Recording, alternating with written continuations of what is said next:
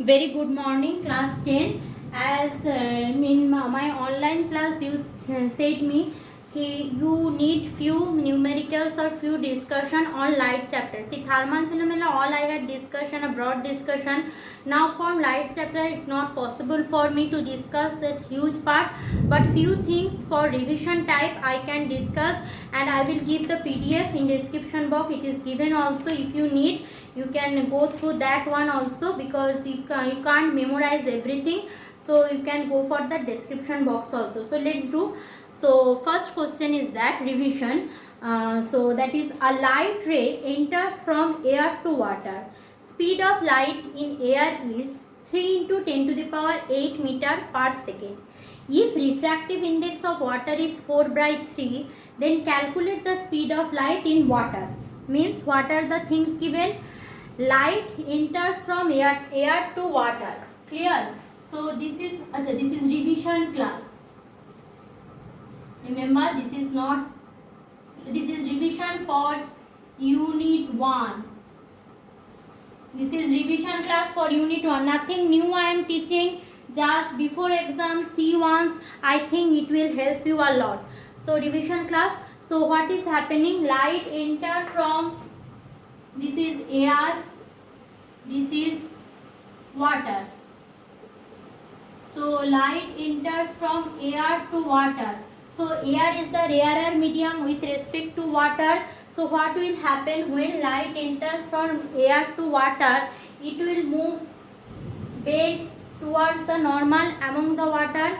Now if I am calculating refractive index of water, what I will do? The speed of light in air divided by the speed of light in water. So what is given? Here given things are that refractive index of water is 4 by 3. So given mu G means mu W. Mu W means refractive index of water is 4 by 3. Nothing is written this side, means here I am considering this as air. So nothing written in the left hand side means the fast medium is obviously air or vacuum. So mu W is what? Mu W is equal to 4 by 3.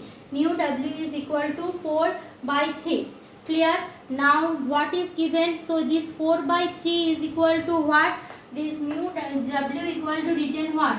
Mu W equal to speed of light in air divided by speed of light in water. So speed of light in air divided by speed of light in water, which is equal to what? 4 by 3. Now tell me, what is the speed of light in air? All of us we know very well that is speed of light in air is 3 into 10 to the power 8 meter per second.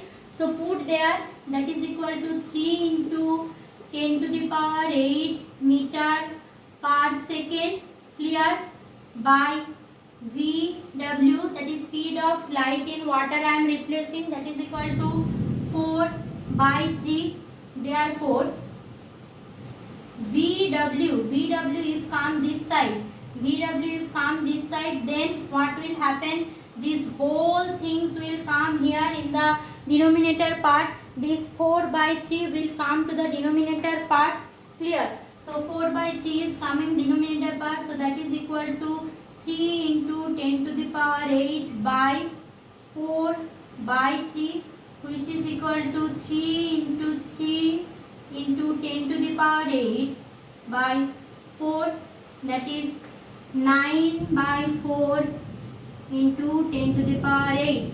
So this is the speed of light in water. So this is equal to meter per second, or if I do the division, that is 4 to the 8.1, 4 to the 8, 2.25 into 10 to the power 8 meter per second. See what we had already discussed in class, that is if the light is in a denser medium, its speed will be decreased. That in vacuum the speed was 3 into 10 to the power 8. Right now the speed has been decreased, that is 2 into 2.5 2.25 into 10 to the power 8 meter per second. So this is the answer. Clear? So if it is given like that, refractive index, so what is the things given over here? Refractive index given, done. So no confusion, refractive index given. We know refractive index is equal to the speed of light in air with respect to water until unless it is two medium specified. Clear? So that is equal to 4 by 3 given. We already know speed of light in air is 3 into 10 to the power 8 meter per second. So put there. Clear? And speed of light in water, I am taking an assumption, so that is equal to 2.25 into 10 to the power 8 meter per second. This is a 2 mark sum. Clear? Now next question is that when light ray refracted through equilateral prism, then angle of incidence and angle of emergence is 40 degree and 30 degree. Calculate the angle of deviation. I repeat, it is written here that when light ray refracted through equilateral prism, then angle of incidence and angle of emergence are 40 degree and 30 degree.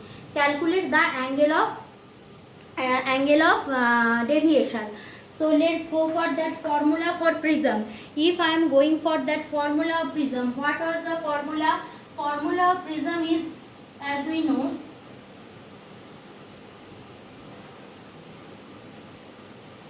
that is, if I am considering formula of prism, so prism, if this is my prism, this is my incident ray, then it is coming like that, then refracted. So in case of prism, this will be angle of incidence and this will be angle of emergence. Clear? So this is I, this is R, in between and various things happening. Clear? So what is the my formula?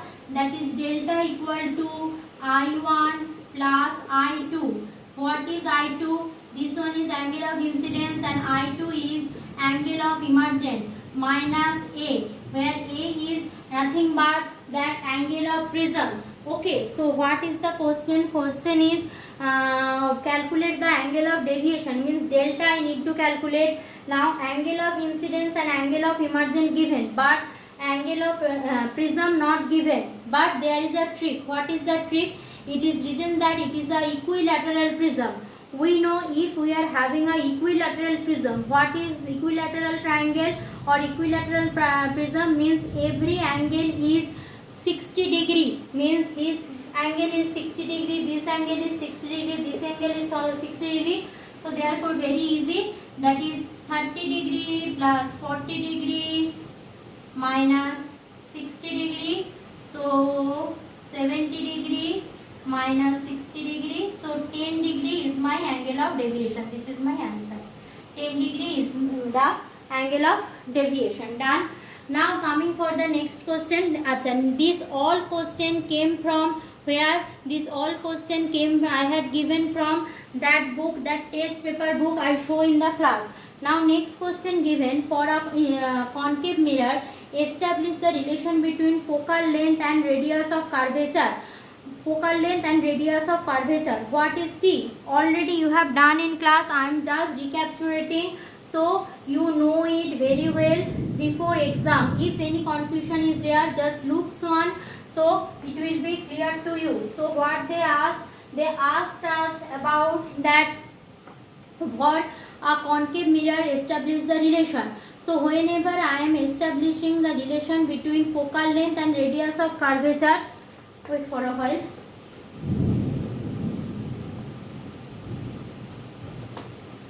Focal length and radius of curvature, what I will do? I will do first I will take a parallel beam of ray. So first take a concave mirror.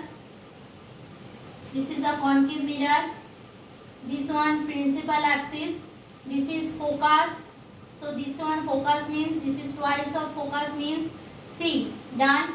Now a parallel beam of light ray when comes after reflection, it will passes through focus, as we know.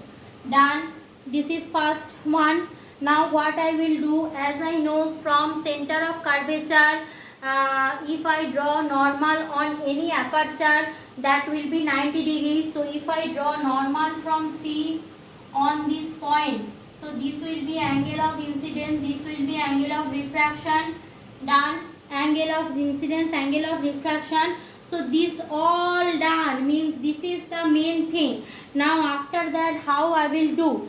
So give the name. Suppose this is incident ray OA. Clear? Now after incidence, after reflection, it will passes through focus F and gone towards B. Done. So this is suppose mirror M1, M2, and this is the pole of the mirror P. Now coming for C, there again we are getting few things. What are the things? That is, according to the law of refraction, this angle is equal to this angle, means angle OAC is equal to angle CAF. Those who had already memorized, already done for them, no need to redo all these things. But those who are feeling कि once if ma'am will ask, ma'am will teach once, so that it will be easier for you, or somewhere you can't understood before the day of exam, they will see it again. Now others, please skip the video. So this one done. So here is angle of incidence, angle of refraction. So OAC is just equal to angle CAF. So now this OAC, okay. Now see, if I am considering this small triangle, see triangle CAF, from triangle CAF. Now see one thing.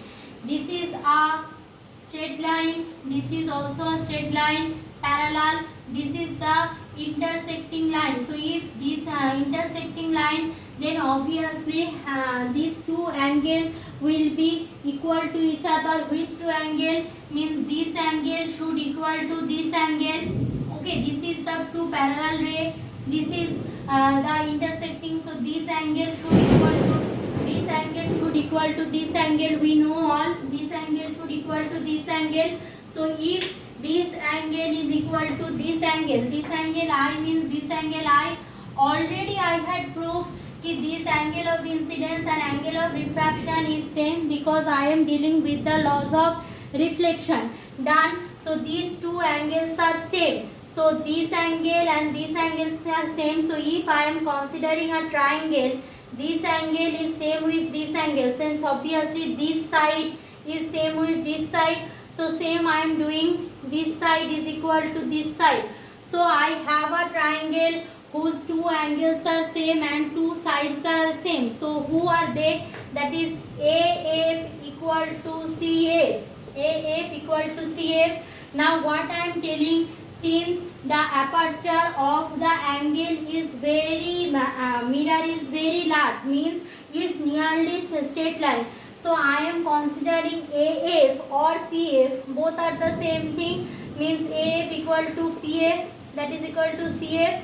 So actually AF equal to what? AF plus CF will be what? AF plus CF, EF plus AF equal to CF, done, and AF equal to PF. Okay. Now PF, this whole PF is what? Equal to focus. No problem. PF equal to focus. This PF equal to FC. PF equal to FC. Why? Because AF equal to PF and already AF equal to FC. So PF equal to FC. Done. So PF plus CF is equal to what? PC. This plus this equal to this, and already PF equal to, we know, focus. PF equal to CF plus another F. So that is equal to PC. So C equal to twice of F. Done. Now next question is that when a light ray passes through a prism, then show that angle of deviation delta equal to I1 plus I2 minus A. So many times we had done. So you can do this one. Next question is that if a light ray incident normally, what will be the value of refracted angle? So for normal incidence there will be no deviation. Normal incidence, there will be no deviation, means if a light ray falls normally, there will be no angle of refraction. Angle of refraction will be 0. So which ray, next question, which ray deviate most? Obviously, for case of white light, violet ray deviate most. Already we had done for case of white light, violet ray deviate most. Next question is that show by ray diagram how a convex lens produces real image. There are various things in which case convex lens produce real image. I am showing a simplest one. Convex lens produce real image if the object placed in between focus and twice of focus. Given here, you just see once, I think you will get the answer. Clear? So this is all about that revision. Other things what we had done in class, you go through that. Thank you, class.